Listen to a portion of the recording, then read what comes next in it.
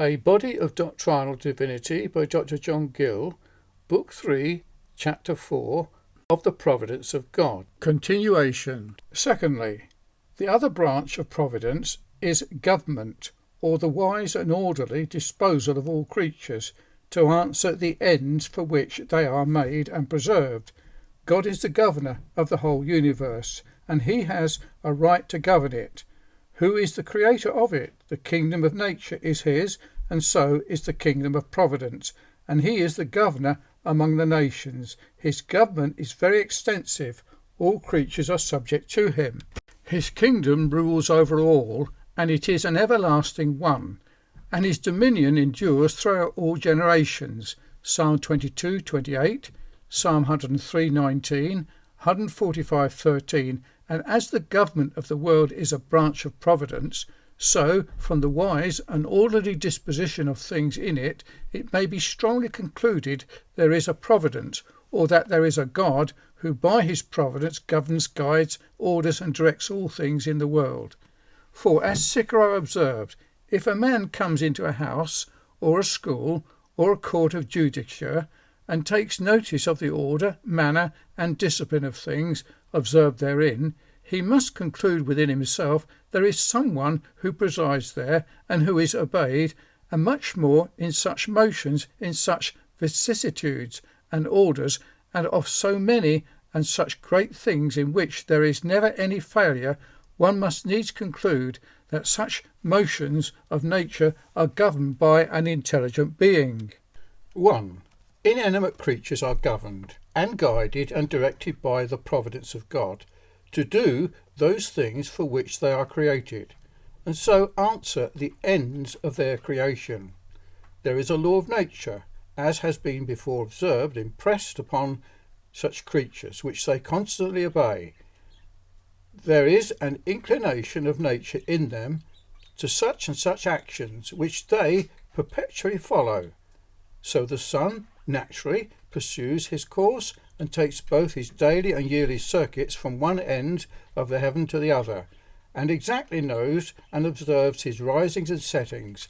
There is an obediential power of influence by which creatures without life, sense, are actuated, and to which they attend with such precision, as if they heard the order and understood the will of their Creator.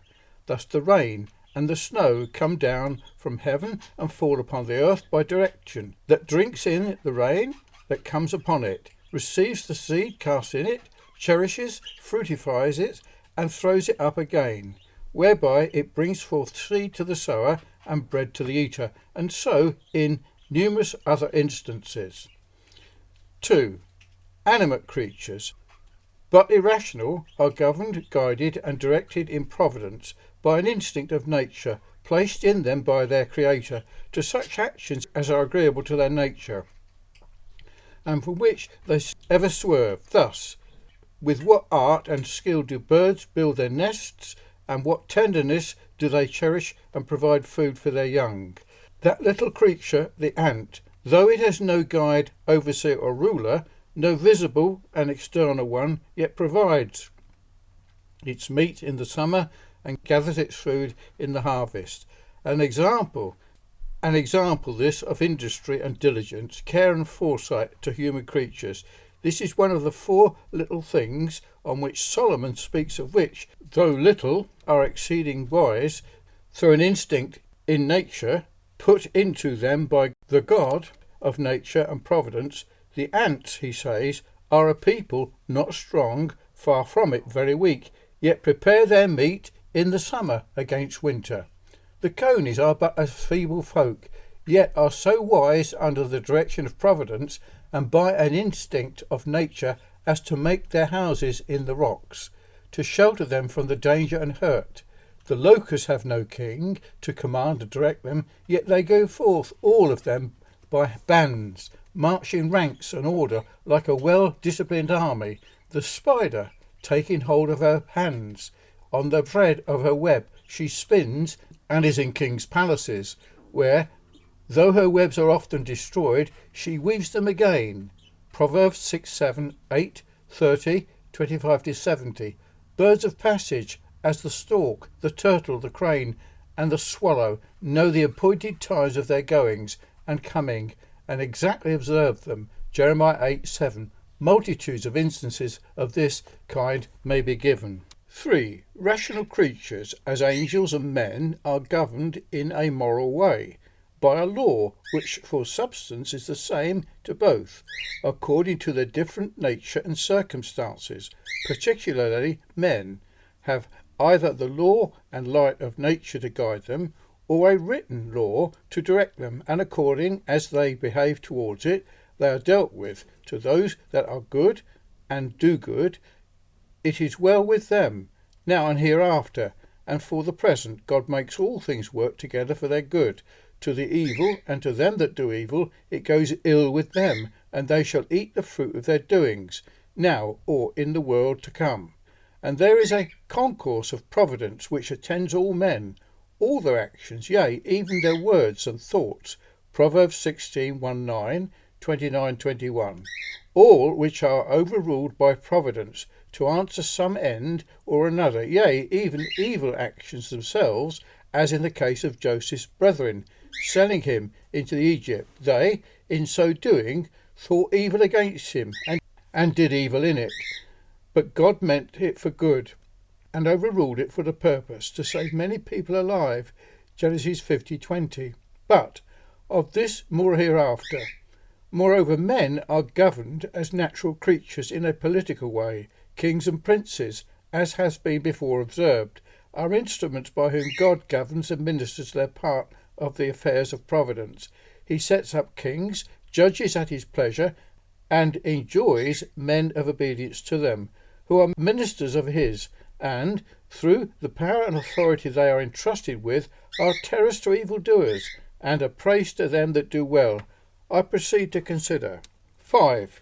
The object of providence, which is the whole universe, all the creatures of it, and whatever is done in it.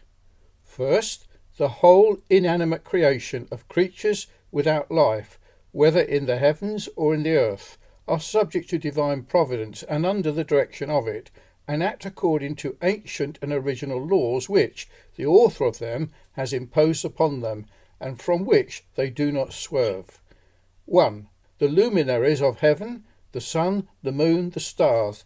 These were made at first for various uses, for signs and seasons, and for days and years, and to give light to the earth by day and by night, and they are continued and employed by divine providence for the said purposes and uses for which they were created.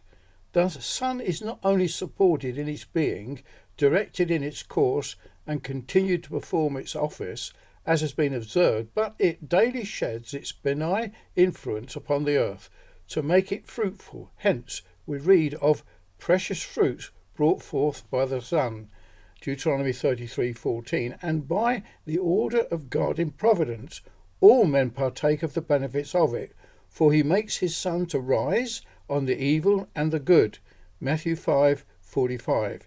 It is at his command and beck. He can stop it at his pleasure and hide it from men.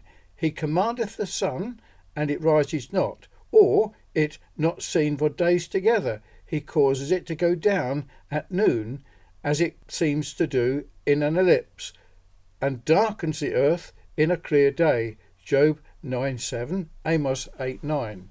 The same may be said of the moon, that is supported, continued, directed in providence to answer the ends of its creation.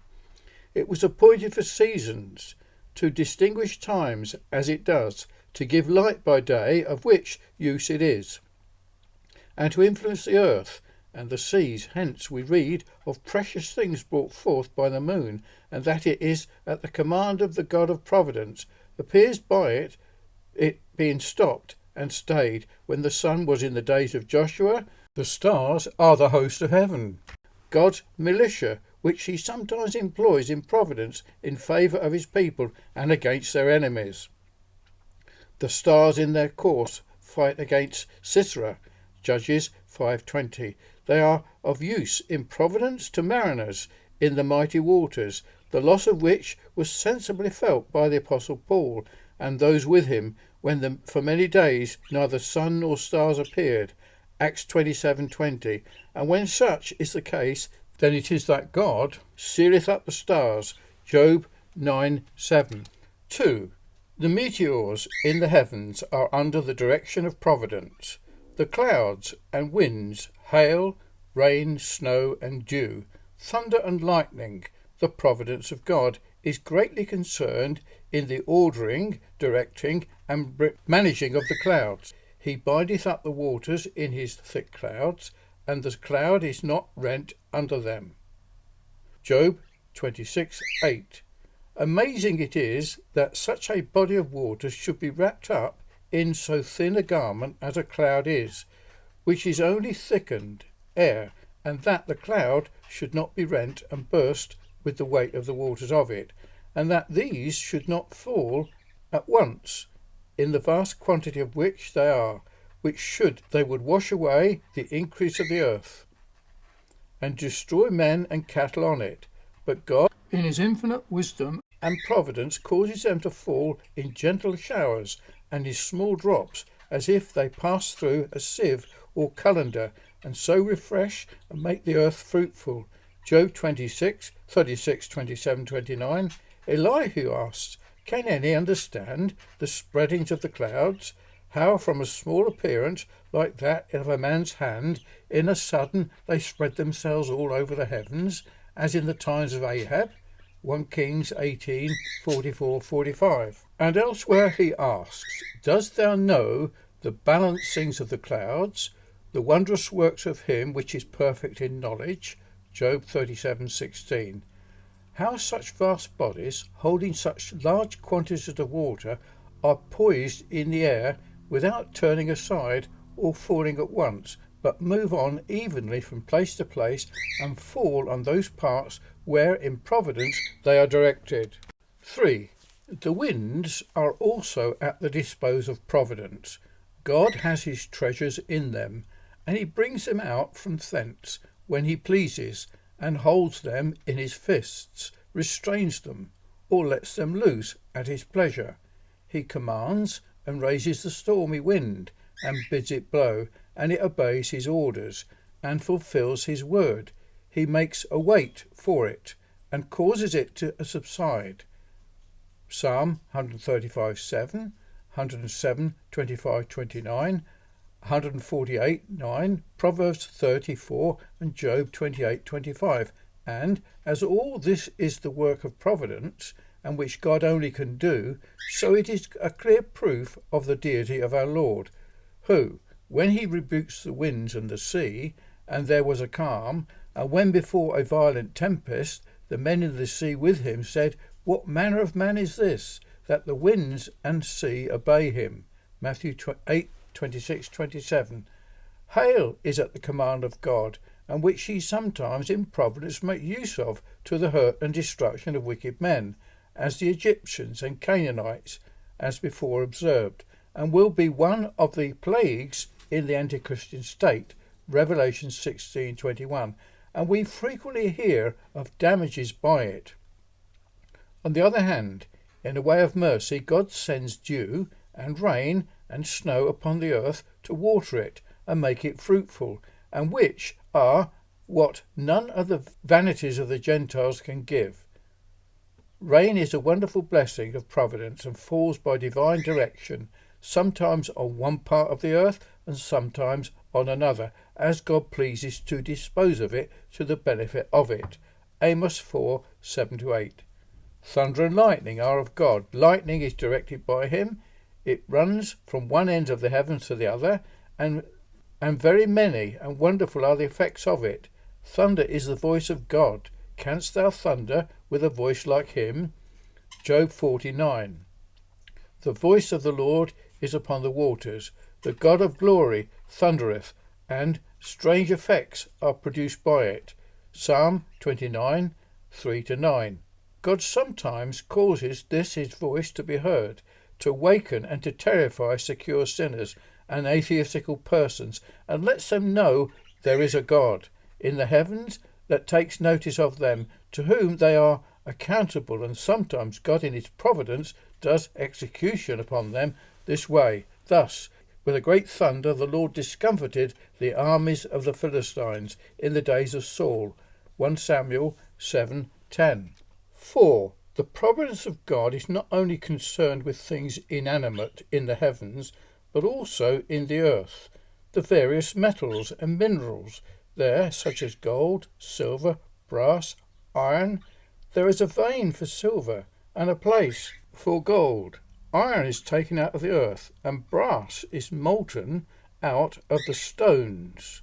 Job 28:1-2. God has made a provision of these metals for the use of men, and bestows them on them in providence. The silver is mine, the gold is mine, saith the Lord. Haggai 2:8. And he gives them to whom he pleases, and as such of them as seems meet to him, and directs men how to employ them and improve them in trade and commerce, in several arts and manufactures. 5. The sea, as well as all that are therein, is at his command. This unruly and unwieldy creature is managed by him, at his pleasure, as ease as an infant. By its nurse he puts on its garments, wraps it in a swaddling band.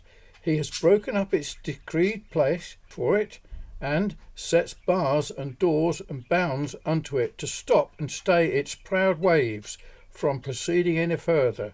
He has placed that small creature, the sand, for the boundary of it, and though the waves thereof lose themselves, as it were, in scorn and contempt of this their boundary, yet notwithstanding their haughty airs, they cannot prevail and pass over. Job 38:8-11, Jeremiah 5:2, Psalm 65:7. Secondly, animate creatures, or creatures with life, though they have only either a vegetable life or a sensitive animal life, and are the care of divine providence, vegetables, herbs, plants, trees, grass for the cattle, and herbs for the service of man, and of great use, profit, and advantage are they to both when they are withered. They do not spring up. Not only the beasts groan, and the herds of the cattle are perplexed, and the flocks of sheep are made desolate because they have no pasture. Joel 1:18. But men sensibly feel the loss of them, for God sometimes in providence turns a fruitful land into barrenness, for the wickedness of them that dwell therein. Psalm 107:34. As every spire of grass proclaims a God, so it also declares a providence, and instructs men to trust therein.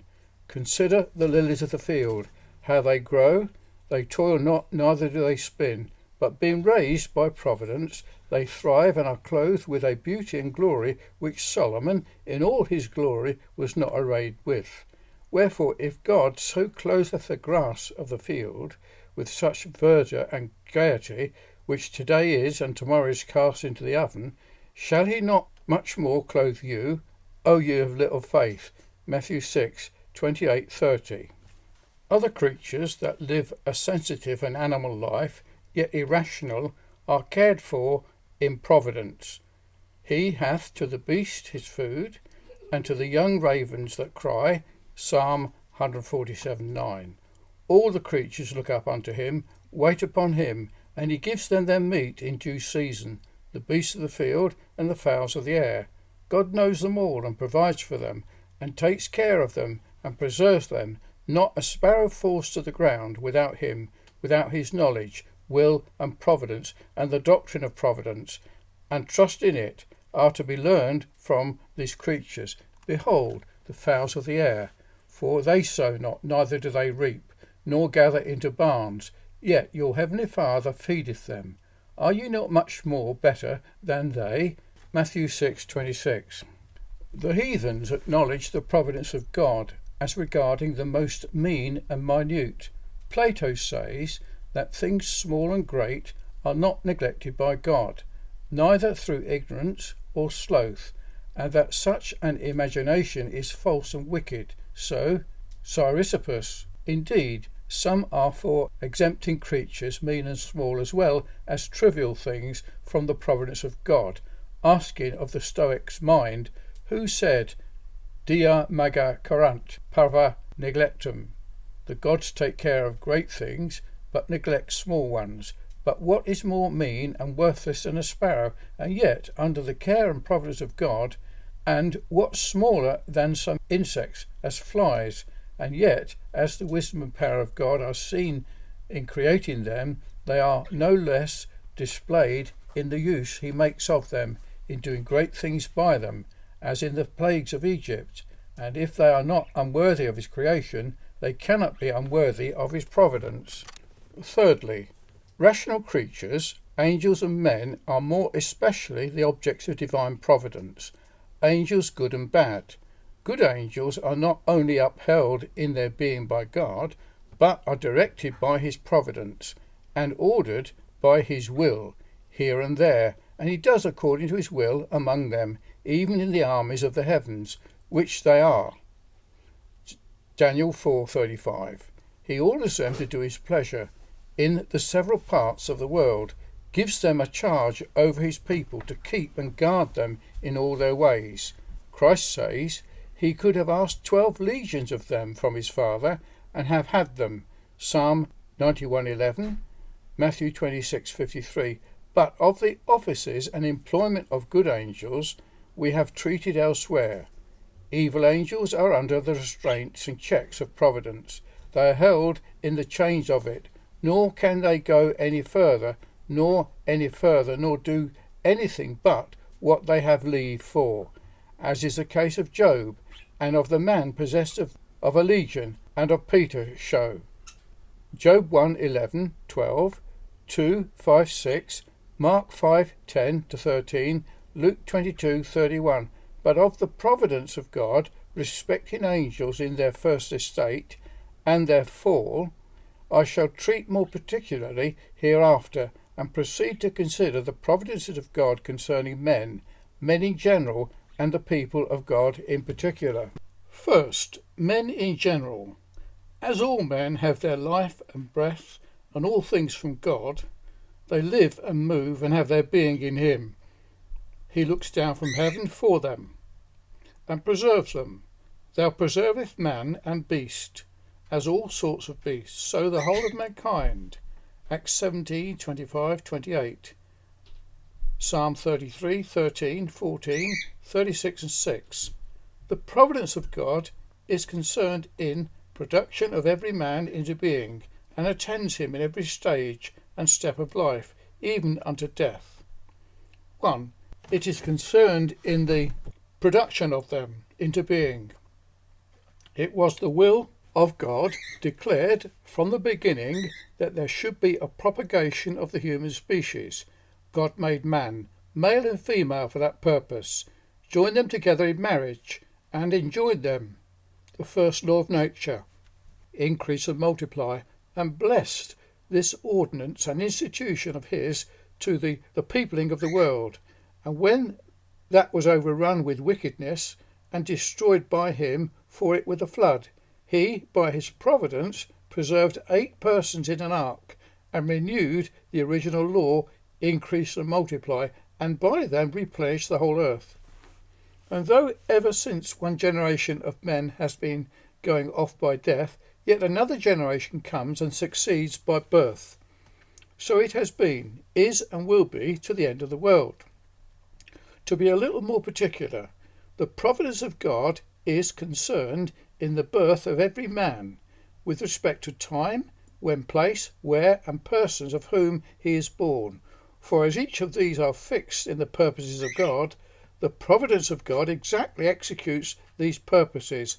Ecclesiastes 3:1-2, Acts 12:26, Genesis 33:5, 48:9. The conception of man in the womb, the formation of every member of the body in the curious, wonderful manner in which they are wrought, and the whole progress thereof, are under the direction of providence, and owing to it. Job 10:8-9, Psalm 94:9, 139, 14-16. The production of the soul, and in the union of it to the embryo, when in a fit and proper state to receive it, whereby it is quickened are performed by the same hand. Psalm 33:15, Zechariah 12:1, Acts 17:25. And when all things are ripe for the birth, God, by his power and providence, takes it out of the womb and brings it forth into the world. For to him is this act ascribed, rather than to the midwife. Job in his distress complains of it and wishes it had not been, but the psalmist blesses and adores the providence of God for it. Job 10:18, Psalm 22, 8, 9, 71 and 6.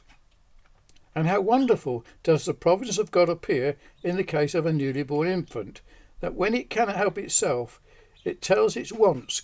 Care is taken that such things should be done for it in that instant which are necessary, Ezekiel 16:4, and that as it has been marvellously fed and nourished in the dark cell of nature, as soon as it is brought to light, the mother's breasts are filled with milk, to which it has a natural desire, and her heart is filled with tenderness to it, to do all that is in her power for it, and rather suffer herself than that should want.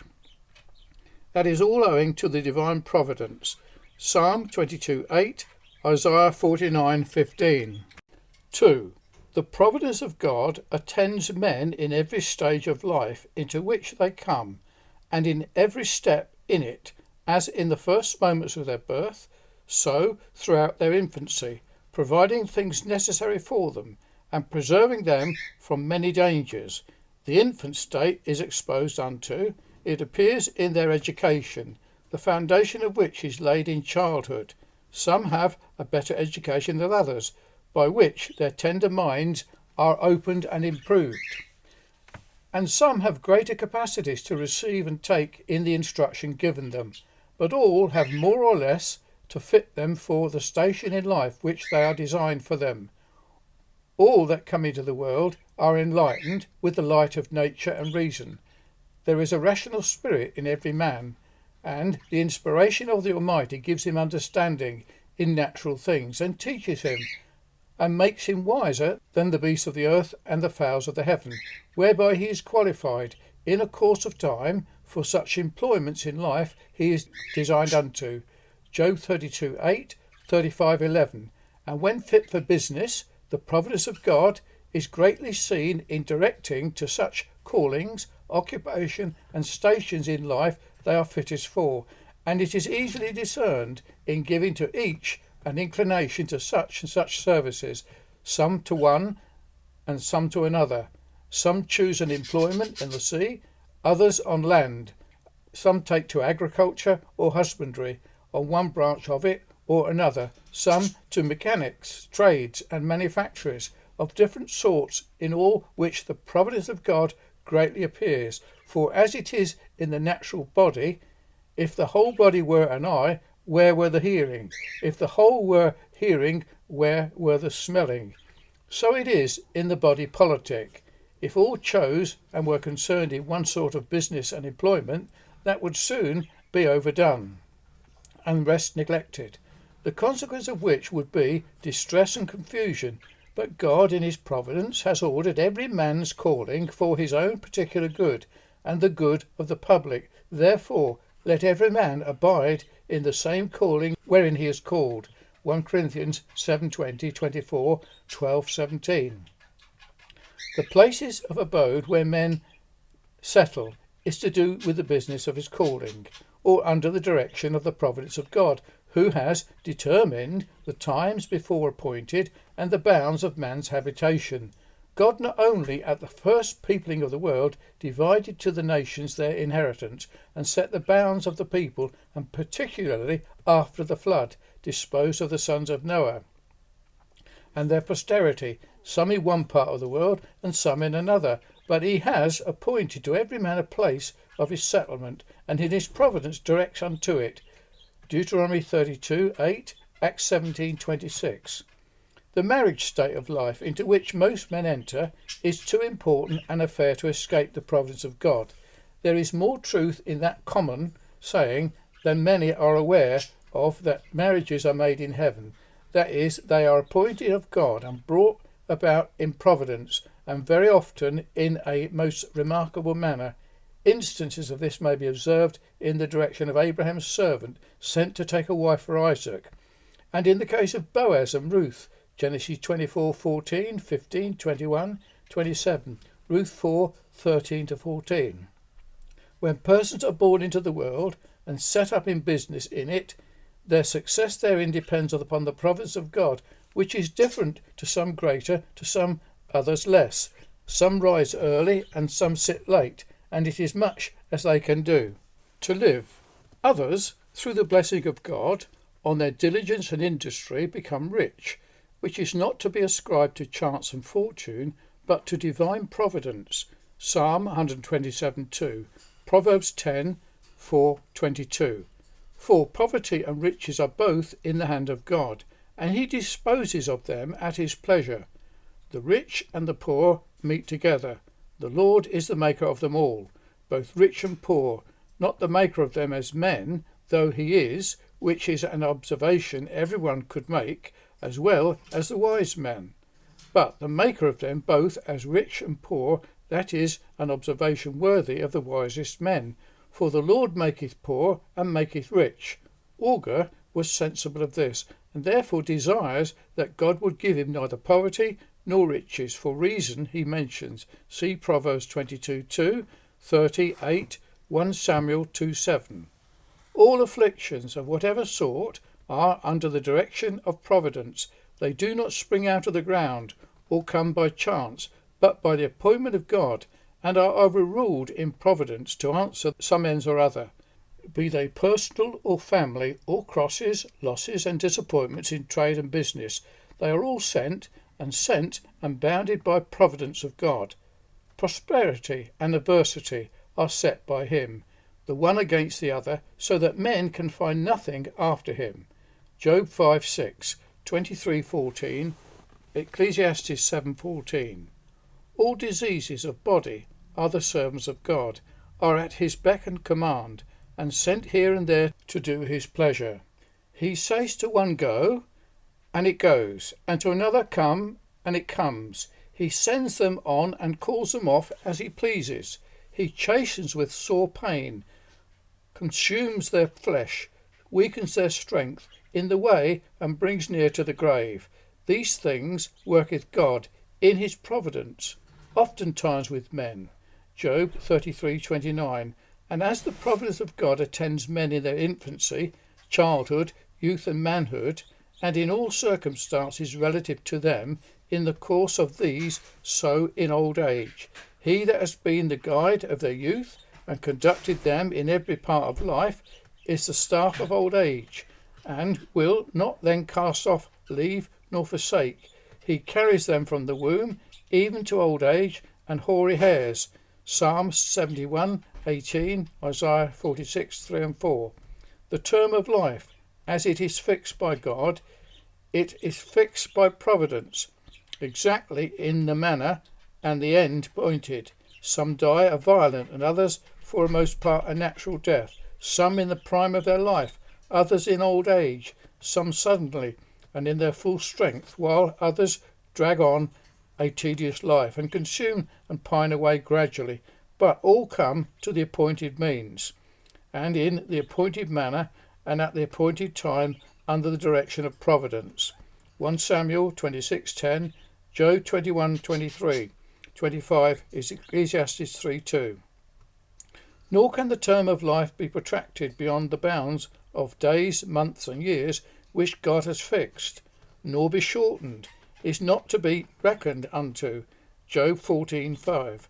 Nor are the 15 years added to Hezekiah's days an objection to this, since the addition was not to the days which God had appointed he should live, but to his own, which he thought were at an end, when he had the sentence that he should die, being stricken with a mortal disease, which none but God could cure him of, nor what is said of some, that they die before their time.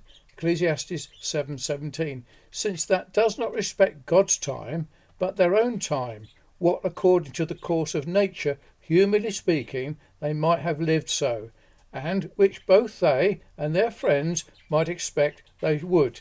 The passage respects such who by capital crimes, fall under the notice and vengeance of the civil magistrates, and so come to what is usually styled an untimely end. And when some are said not to live out half their days, these live out all the days they are designed in Providence to live, and yet live but half of these, which, according to their own and their expectation of their friends, and according to the common term of life, 80 years and 10, it might be supposed they would have lived, so that if a person dies under 35 years of age, he may be said to live not half his days of men, though he lived all those days that were allotted to him in Providence. Psalm 55, 23, 90, 10. Secondly, there is a special providence which is concerned with people of God. In particular, God is the Saviour of all men in a providential way, but especially of those that believe. 1 Timothy 4:10. Not only is the eye of love, grace and mercy on those that fear the Lord, but his eye of providence, the providence of God, is signified by 7 eyes that run to and forth through the earth, to denote the perfection and extensiveness of it, and it takes this course particularly with God, that God may show himself strong on the behalf of them whose heart is perfect towards him. Psalm 33:18, Zechariah 4:10, 2 Chronicles 16:9. Many are the instances on divine record of the special providences of God respecting the saints, as Abraham and Sarah, who being called from their native country to a strange land, through which they travel with safety, though the Canaanite was in it, and were eminently preserved both in Egypt and Gerar, Abraham, when his life, as he supposed, was in danger, and Sarah, when her chastity was ready to be violated, Genesis 12, 1-6, 10, 12, 12, 13 and 20, 20 and 6, and 15 and 16, Isaac, in obedience to the divine command, Abraham took and was about to sacrifice, all things being ready for that purpose, and his hand stretched out to give the fatal blow, when he was restrained from it by a voice from heaven, and was directed to a ram caught in the thicket, to offer in his room. And this providence being on Mount Moriah, occasioned a proverb in future ages for the encouragement of faith in times of distress. In the mount of the Lord it shall be seen. Genesis 22:2, 10, 11, 14. Jacob is another instance of the special care of divine providence in directing him to flee from the wrath of his brother, who intended to kill him, and in preserving him in his journey, and bringing him safe to Laban's family, in prospering him in it, and in securing him from the fury when he departed from him, in guarding him with an host of angels when his brother Esau came out to meet him. All which and other providences were remarked by him, which occurred in the way in which he was led by his God, who fed him and protected him all his days. Genesis 27, 42, 43, 29, 1, 30, 43, 31, 29, 42, 32, 1, 2, 35, 3, 48, 15. Joseph, whose party-coloured coat was an emblem of the various providences of his life, is a remarkable instance of this kind in being preserved from the designs of his brethren upon his life, in his being sold and carried into Egypt, in the disposal of him there, and the favour he had in Potiphar's family, and in the prison into which he was cast by him, in interpreting dreams of 2 of Pharaoh's servants, which was the means of his being brought from thence into Pharaoh's presence and court, where he was advanced to the highest honour and office next to the king, and was of eminent use to the whole nation and to his father's family. Genesis 37:3, 18:21, 26:27, 39:4, 21:23, 41:14, and 41:50 and 20. To observe no more, David was also remarkably the care of providence. Samuel was directed by the providence of God to anoint him king, when all his brethren, elder than he, were passed by, and by the same providence he was brought to Saul's court, and more than once was he eminently preserved from his fury, when he threw a javelin at him, and sent messengers to beset his house, and take him, and when he pursued him in various places, and particularly when he lay with his army in one side of the mountain, where David and his men were, and was just about to surround him, but was called off by a messenger that acquainted him the Philistines had invaded the land, with many of other signal appearances of divine providences in his favour, both in his exile and in his wars. 1 Samuel 16, 13, 18, 23, 19, 10, 12, 23, 26, 27. But besides these instances and many others, there is a special providence that attends all the people of God. 1.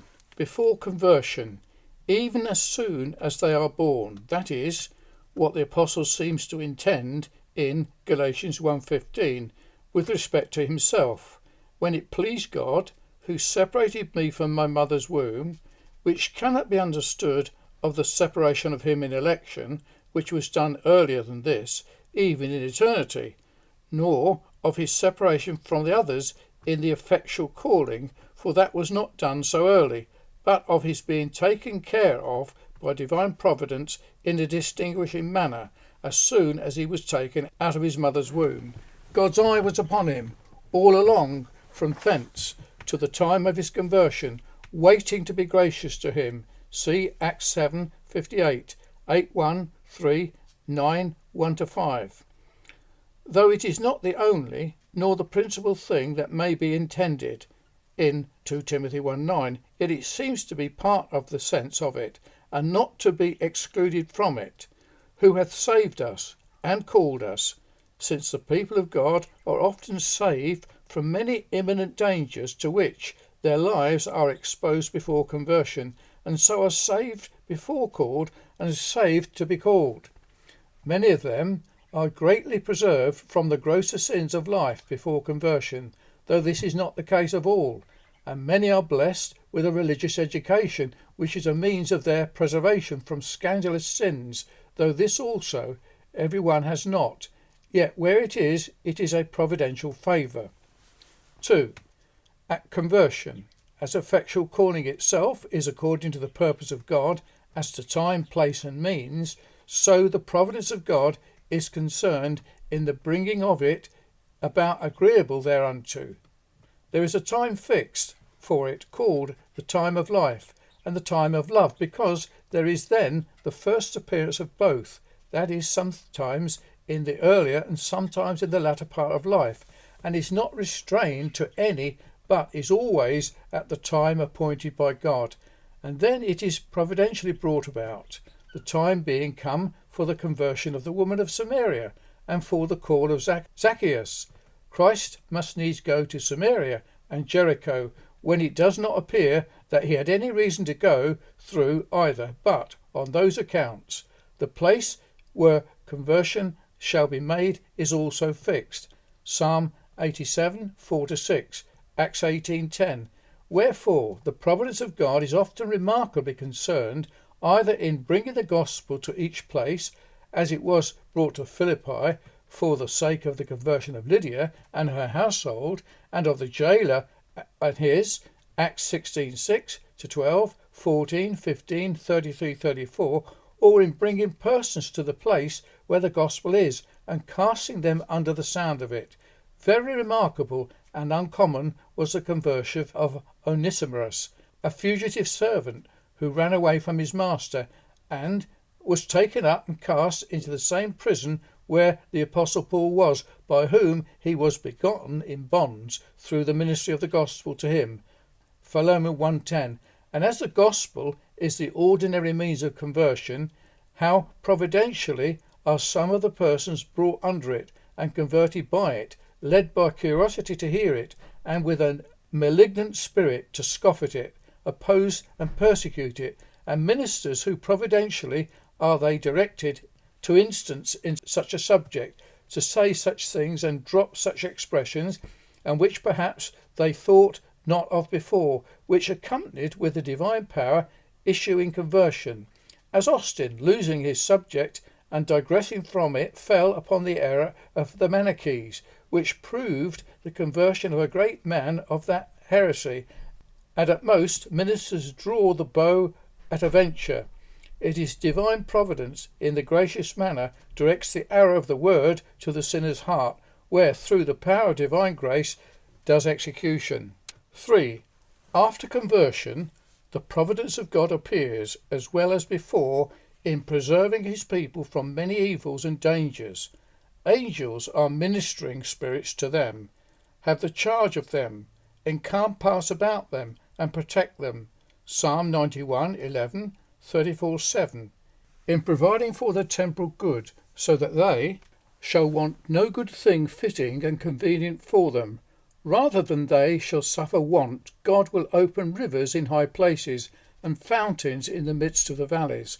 Psalm 34:9, 10, 89:11, Isaiah 41:17-18, and in directing them on their ways to take such steps as will be most for their good and glory of God. Psalm 37:23, and in delivering them out of their afflictions, and causing all things to work together for their good, and in bringing their God and guide even unto death.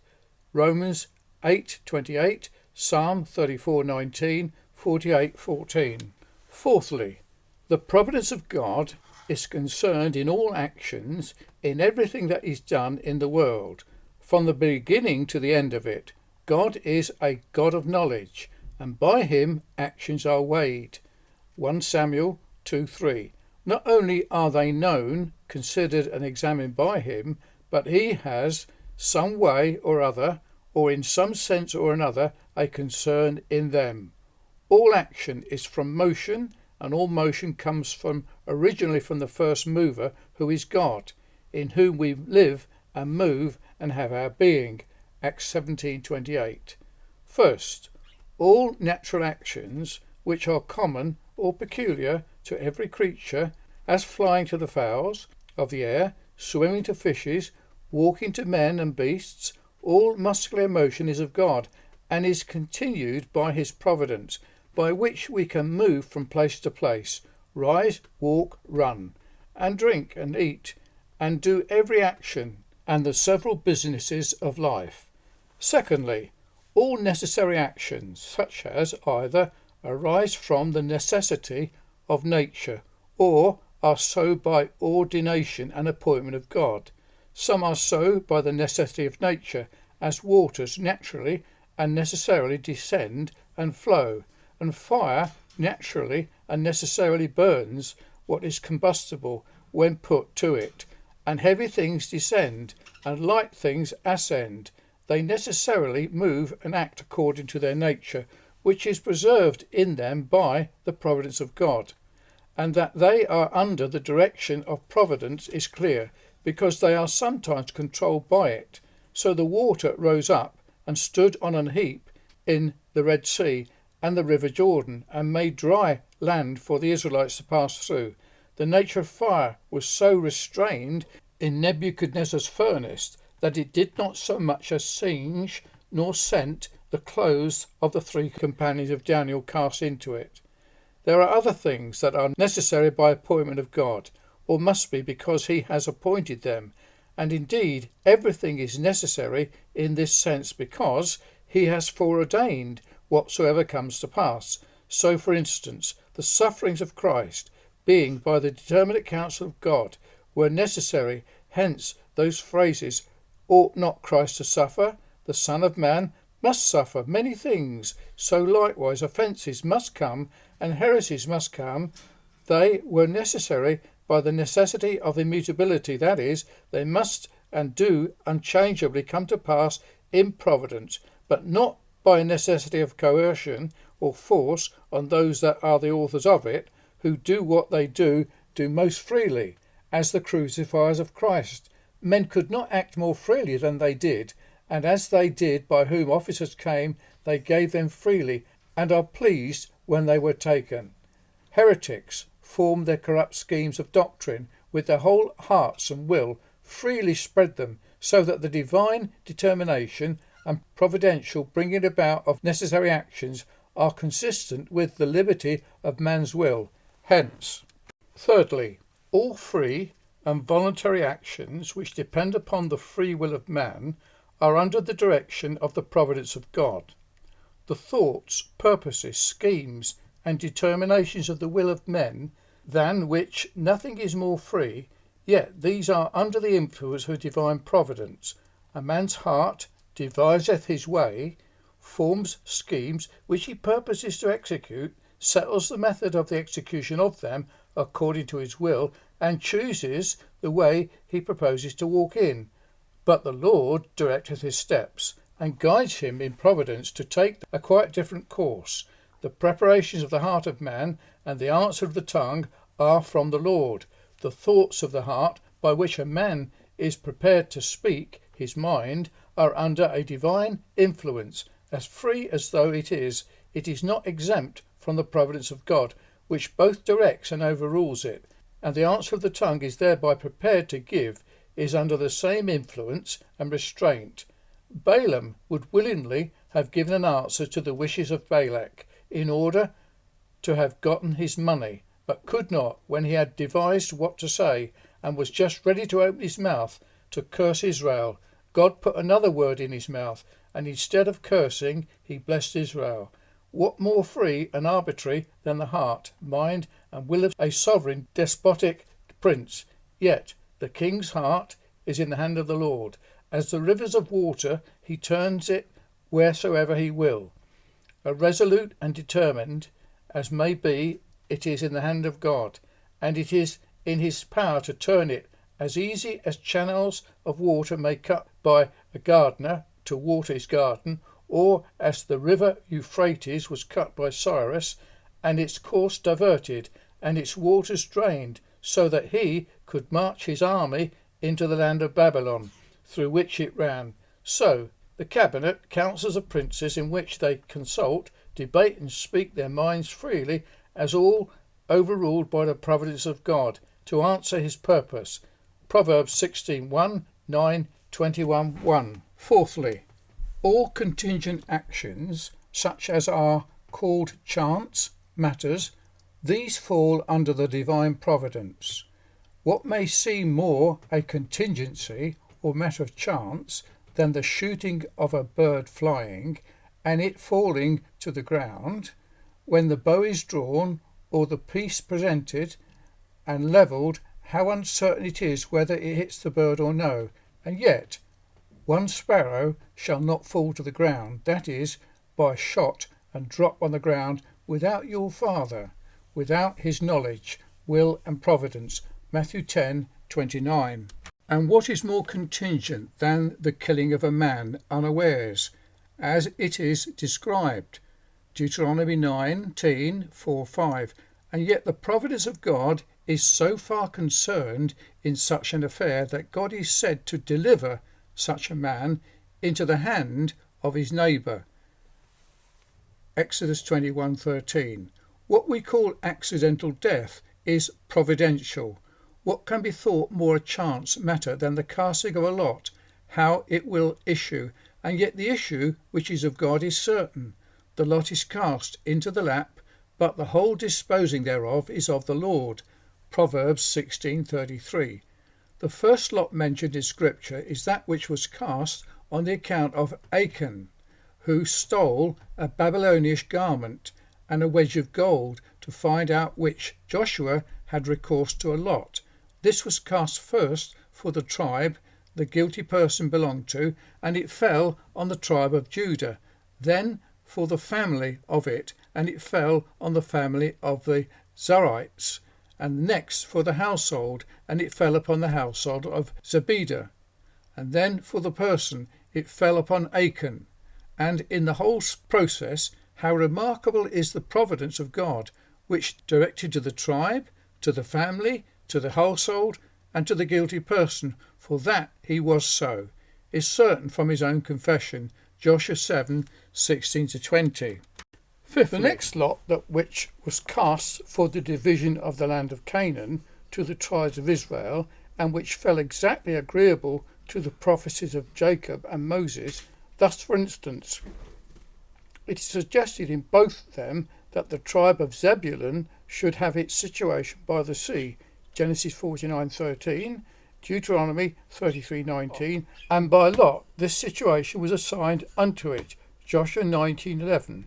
The third lot we read of was that cast by Saul to find out the person that had sinned, on whose account no answer was returned by the Lord to an inquiry made, and Saul desired a perfect lot might be given between the people and him and Jonathan. It was cast, and the people escaped.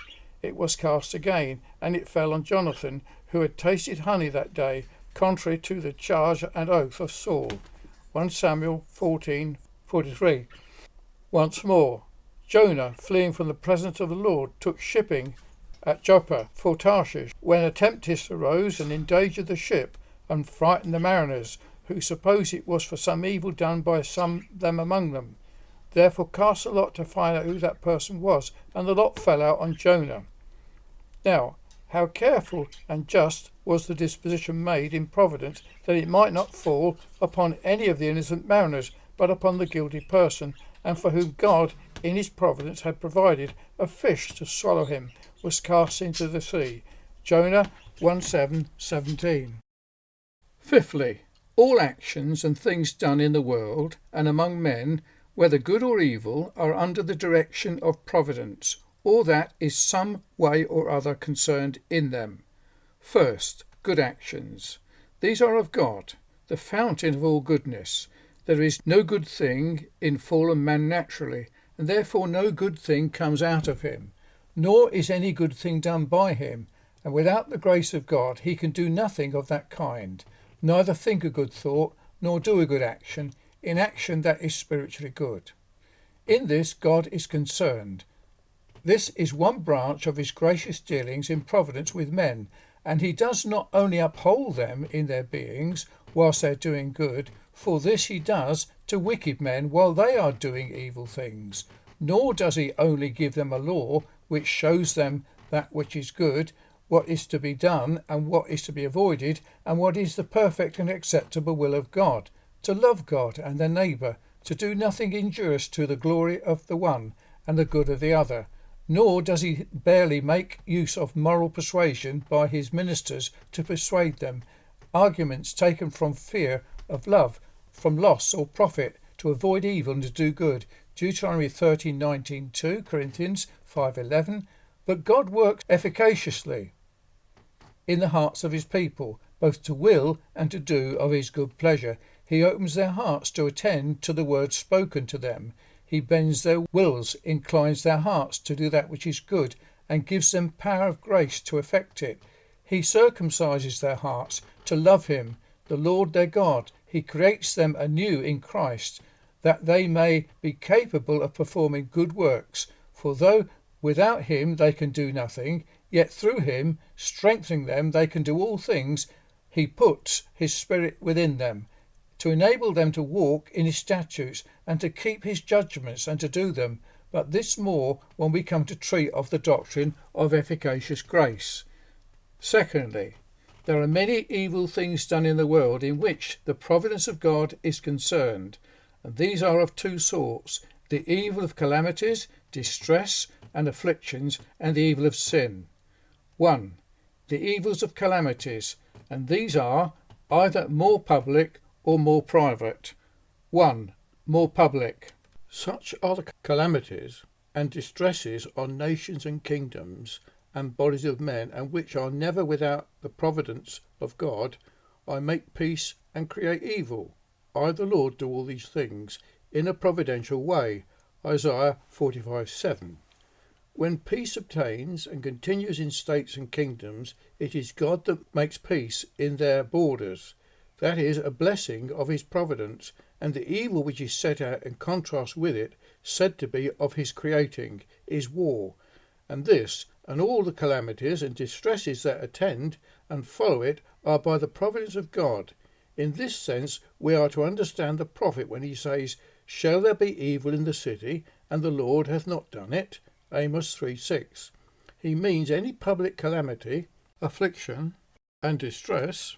Even cities themselves come to destruction, and their memorial perishes with them, where is now Thebes with its 100 gates, and Babylon with its broad walls, and the famous Persepolis, and Jerusalem, the joy of the whole earth. It cannot be thought that these cities come to destruction without the concern of providence therein. Yea, where are the famous monarchies which made such a figure in the world, the Babylonian, Persian, Grecian, and Roman, of which the latter only has a name, and that is all? The fall of these, according to divine prediction, has been accomplished by divine providence. Under this head may be observed the judgments of God in the world, as the sword, famine, pestilence, earthquake. When the sword is drawn, it is God that gives it a charge, and appoints it against such a state and kingdom, and it cannot be sheathed again and be at rest and quiet until he gives the counter order in providence. Jeremiah 47:6-7. Famine is one of God's arrows, shot out of the bow of providence. Wherever it is his calling for the sending. Amos 4:6, Haggai 1:11. And pestilence is another of his arrows, an arrow which flies by day and walks in darkness, and waits at noonday by his order, concerning which he says, I will send, or I have sent, the pestilence among them. Jeremiah 29:17, Amos 4:10. And who has foretold there shall be earthquakes in divers places, as have been in our times, as well as others, and cannot be thought to be without the providence of God. Matthew 24:7. 2. There are other calamities and afflictions which are of a more private nature, and are either inflicted on wicked men by way of punishment for sin, nor can they justly complain of the providence of God as acting unrighteously by them. Wherefore should a living man complain, a man for the punishment of his sins? Lamentations 3:39. Or they are inflicted on good men in love, and as fatherly corrections and chastisements. For whom the Lord loveth, he chasteneth, and scourgeth every son that he receives. Hebrews 12:6. And this now, the afflictions of good men, is made an objection, though not justly against the providence of God. This was the grand object of Epicurus and his followers to divine providence, the only persons among the heathen that objected to it, because they observed that wicked men for the most part prosper, and good men, or virtuous men, as they call them, were generally afflicted and distressed, and therefore they could not believe that God concerned himself with human affairs, and this has been a stumbling block to good men, which they know not how well to reconcile to the justice of God, as it was to Asaph and Jeremiah. Psalm 73:2, 3, 12:14, Jeremiah 12:1-2.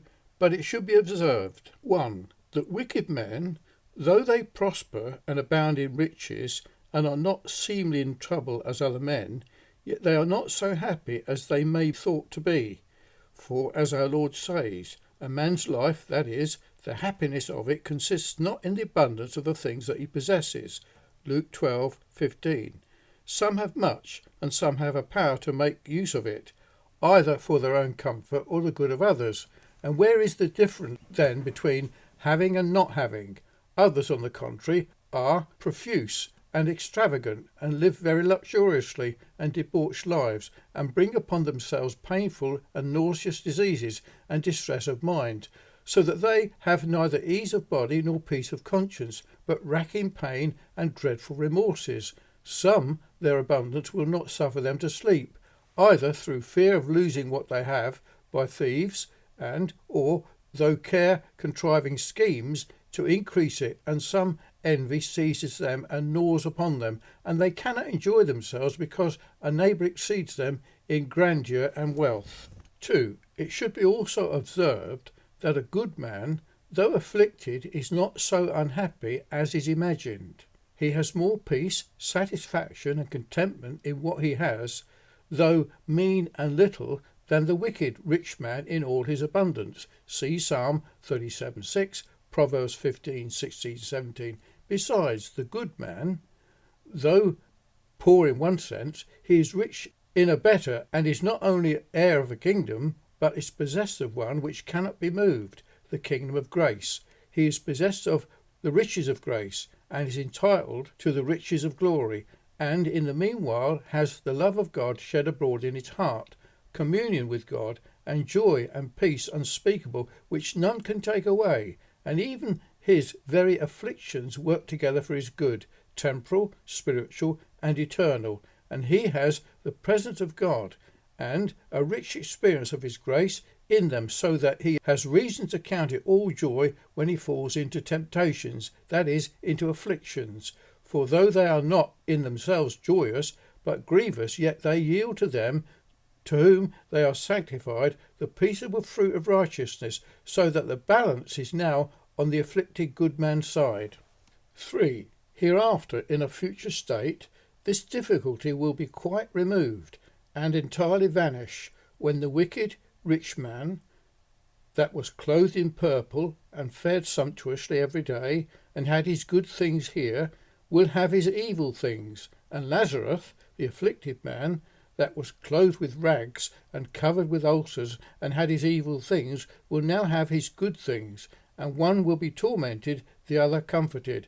The wicked will go into everlasting punishment, and the righteous into life eternal, and then justice will shine in its true lustre and glory. 2. There are the evils of fault, or sinful actions, from which the providence of God is not to be excluded. That is the greatest difficulty to be met with, the article of providence, how it should have a concern with sinful actions, or with actions to which sin is annexed. As some choose to express themselves, there are two things to be set down for certain and eternal truths, whether we are capable of reconciling them to our own satisfaction and that of others, or not. The one is that God is not and cannot be the author of sin. The other is that the providence of God has a concern with and in all sinful actions in some senses or another. That God is not the author of sin is most certain. There is nothing sinful in his nature.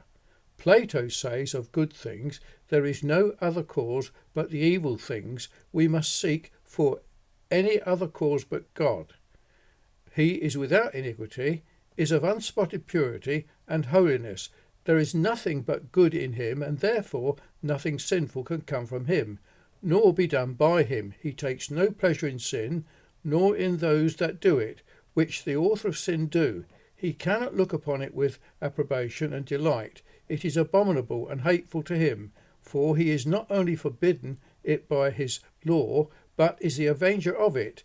Indignation, wrath, tribulation, and anguish come from him on every soul that doeth evil. Wherefore let no man say when he is tempted, I am tempted of God. James 1:13.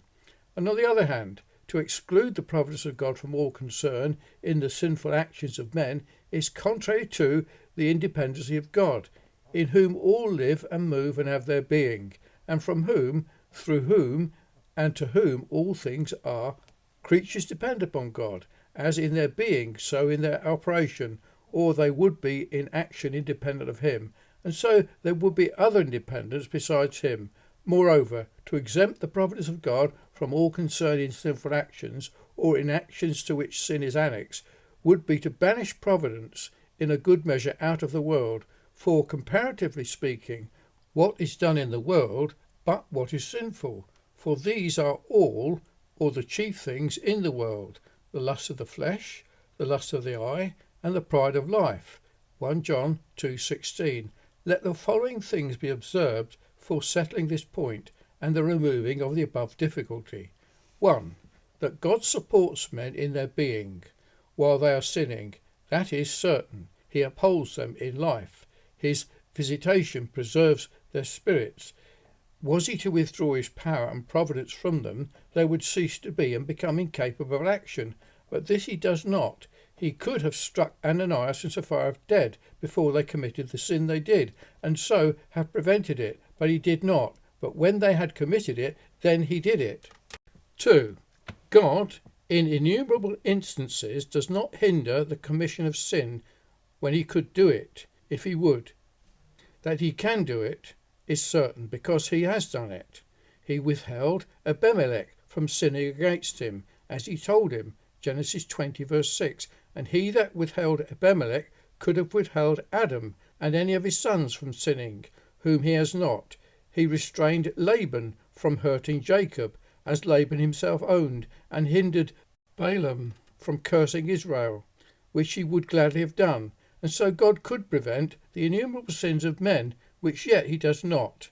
We as creatures are bound to hinder all the evil we can, but God is under no obligation. 3. God permits sin to be done, or suffers it to be done, in his providence. This is the language of Scripture, who in time past suffered all nations to walk in their own ways, and these ways were sinful ones. Acts 14:16. And this permission is not a connivance at sin, nor a concession or grant of it, much less does it express any approbation of it, nor is it barely a leaving of men to the liberty of their wills, to do as they please, as Moses suffered the Jews to put away their wives when they pleased, as though he was careless and indifferent about it. Nor is it a mere naked permission, but a voluntary one, yea, an efficacious one. God's will is in it, and efficacy attends it.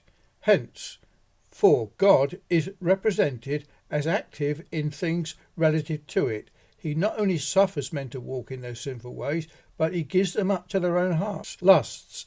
He gives them over to a reprobate mind, to do those things which are not convenient. He sends them strong delusions, that they may believe a lie. Psalm 81:12, Romans 1:28-2, Thessalonians 2:11. Joseph's brethren sold him into Egypt, but God sent him thither. He bid Shammai curse David. He gave the evil spirit a commission to go forth and do what he proposed, to be a lying spirit in the mouths of Ahab's prophets. Genesis 45:5-2, Samuel 16:10, 1 Kings 22:21-22. 5. It will be proper to distinguish between an act and the obliquity of it. Every action, as an action, a natural one, is of God, the first mover in whom all move. The creature is dependent upon God as the creator in every action, as well as his being. But the obliquity and irregularity of the action, as it swerves from the rule of God's law, is from man. That is sometimes illustrated by divines. In such an instance as this, a man that rides on a lame horse, he by whipping and spurring is the cause of the action, of his motion, of going forward, but he is not the cause of his going lamely, that arises from a disorder in the creature itself. Also the sun in its firmament, when it exhales a nauseous scent from the dunghill, is not the cause of the exhalation, but it is not the cause of the ill sense of it that arises from the dunghill. The heat and the force of the sun may be the occasion, but the ill scent being drawn forth, but not of that itself. So, 6. God in his providence may put in the way of persons things that are good in themselves, which may give them an opportunity and be the occasion of drawing out the corruptions of man's heart. Thus God in his providence directed Joseph to dream and to tell his dreams, which drew upon him the envy of his brethren, and God put it into the heart of Jacob to send him to visit them in the fields, whereas they were feeding their flocks, which gave them an opportunity to form and execute evils against him. David was brought by providence into afflicted circumstances, which obliged him to flee and pass by the way where Shammai lived, and which gave him an opportunity of doing that with his mouth, which very probably he had done in his heart before, and now it was, as it were, saying, "Go curse David."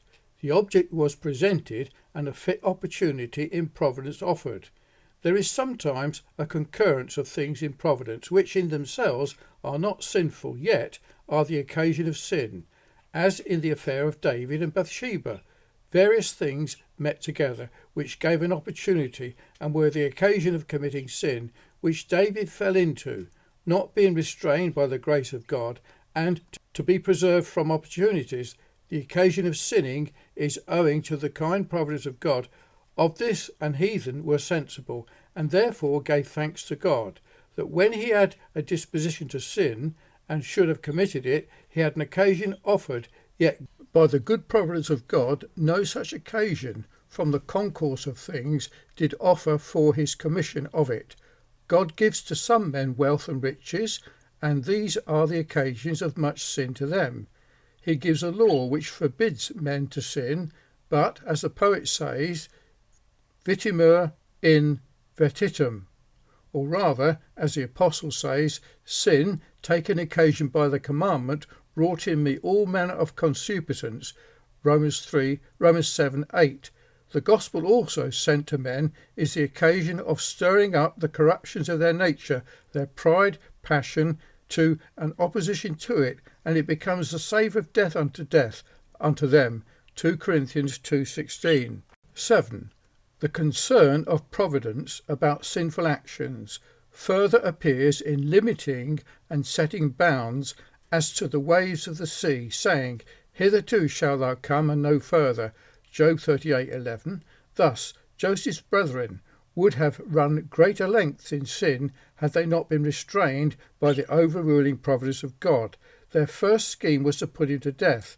This was disconcerted by Reuben, who proposed putting him into a pit and let him starve there. From this also they were diverted by the motion of Judas to take him from thence and sell him to the Ishmaelites, who were coming that way. And though it is amazing to observe how much sin is committed in the world, yet considering the wretched depravity of human nature, the temptations of Satan, and the snares of the world, it is most amazing that no more is committed, which can only be ascribed to the restraining providence of God. 8. God, in the affairs of providence, is to be considered as the rector and governor of the world, and the judge of the whole earth, and in this branch of it respecting sin, which he overrules, either for the punishment of those who commit it, or of others, or else for good, he sometimes punishes one sin with another. Plato says, a license to sin is the greatest punishment of sin. So disobedient Israel, because they would not hearken to the voice of God, and would have nothing to do with him, therefore he gave them up to their own heart's lusts. And the heathen, because they like not to retain God in their knowledge, therefore he gave them up to a reprobate mind, to commit things sinful. And because the followers of Antichrist believed not the truth, but had pleasure in unrighteousness, therefore he sent them strong delusions to believe a lie. And when he is said to harden the heart and blind the minds of men, it is done in a judicial way, by giving them up to greater hardness of blindness for their wilful obstinacy and affected ignorance. Psalm 81:11, Romans 1:28, 2 Thessalonians 2:11-12, Romans 9:18, 11, 8-10. Thus God corrected David's sin with Bathsheba by the incest of his son with his wives and concubines, and punished the hypocrisy and idolatry of Israel through the pride, ambition and cruelty of the Assyrian monarch, who was in his hand the rod of his anger and the staff of his indignation. 2 Samuel 12:11, Isaiah 10:6-7. Sometimes God overrules the sins of men for good, as the sin of Adam, for the glorifying of his perfections, the crucifixions of Christ for the salvation of men, Joseph being sold into Egypt for the saving of many people alive, Genesis 50:20. To conclude this article of providence, let it be observed, 1. That all the providences of God are executed in the wisest manner, though they may not sometimes appear clear to us, and are inscrutable by us, and the causes and reasons of them not to be accounted for. Yet, even in such a view of them, it should be said with the apostle, "Oh, the depth, the riches," etc. Romans 11:33. 2. They are done in the most holy and righteous manner, even such as are concerned about sin are clear from any imputation of it. The Lord is righteous in all his ways and holy in all his works. Psalm 145:17. 3. They are executed with power, irresistible. They are immutably performed according to the unchangeable will of God, who works all things in providence after the counsel of his will. He does what he pleases, his counsel always stands, and he does all his pleasures. Wherefore? 4. we should give to him the glory of all, observe with wonder and gratitude the various steps of it respecting themselves and others, and put our trust in him for things temporal, spiritual, and at all times cast our care upon him who cares for us, seeing it is, and always will be, well with the righteous in time and to eternity.